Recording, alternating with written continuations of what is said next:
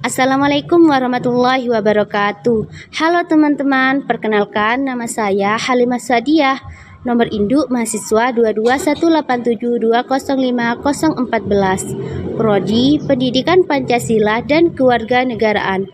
Angkatan tahun 2022. Yuk kita belajar bersama tentang bahaya korupsi dan bagaimana kita bisa mencegah sejak dini.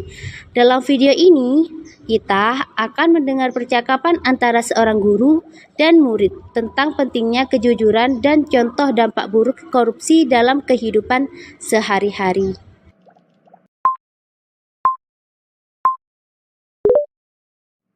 Halo, Assalamualaikum warahmatullahi wabarakatuh. Baik, selamat pagi anak-anak. Hari ini kita bahas topik penting, anti korupsi. Siapa yang tahu apa itu korupsi? Aku tahu, Bu. Korupsi itu kayak pejabat yang nyolong uang negara ya.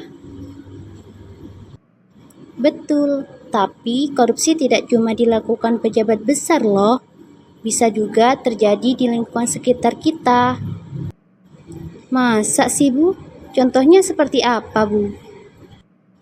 Ada, Ibu ceritakan ya.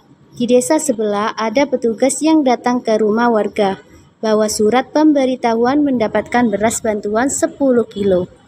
Di suratnya tertulis jelas dilarang memberi uang kepada petugas.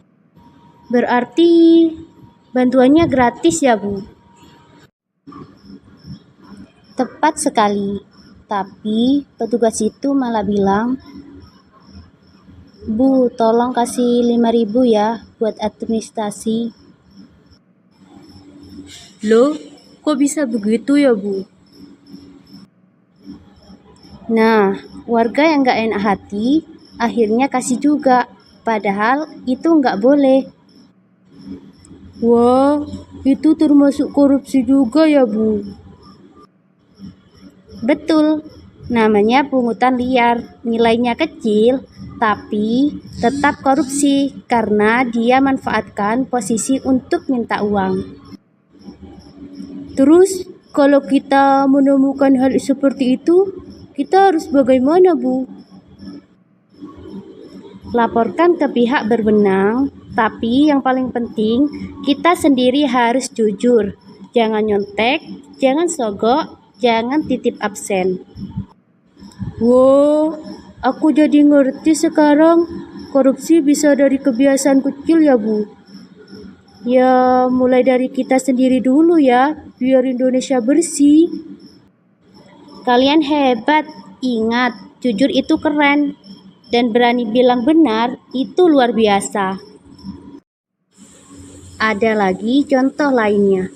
Saat proyek perbaikan jalan desa, biasanya ada tumpukan pasir, batu, atau kerikil. Nah, beberapa warga malah mengambil material itu diam-diam untuk keperluan pribadi. Loh, itu juga korupsi, Bu? Iya, karena itu milik negara, digunakan untuk kepentingan umum. Kalau diambil seenaknya, itu sama saja mencuri fasilitas publik. Dan itu juga termasuk tindakan korupsi. Wah, ternyata bukan cuma pejabat yang bisa korupsi ya, warga biasa juga bisa. Betul sekali, korupsi bisa dilakukan siapa saja, tapi bisa dicegah kalau kita semua bisa berperilaku jujur. Aku janji, Bu, mulai dari diri sendiri aja dulu. Aku juga jangan nyontek, jangan curang, jangan ambil yang bukan hak kita. Bagus, kalian generasi hebat. Ingat, stop korupsi mulai dari hal kecil. Jujur itu keren. Jadi, kesimpulannya korupsi bukan hanya dilakukan oleh pejabat tinggi atau dalam jumlah besar. Tindakan kecil seperti meminta uang dalam proses pembagian bantuan atau mengambil material dari proyek perbaikan jalan juga termasuk bentuk korupsi karena merugikan kepentingan umum dan menyalahgunakan kepercayaan.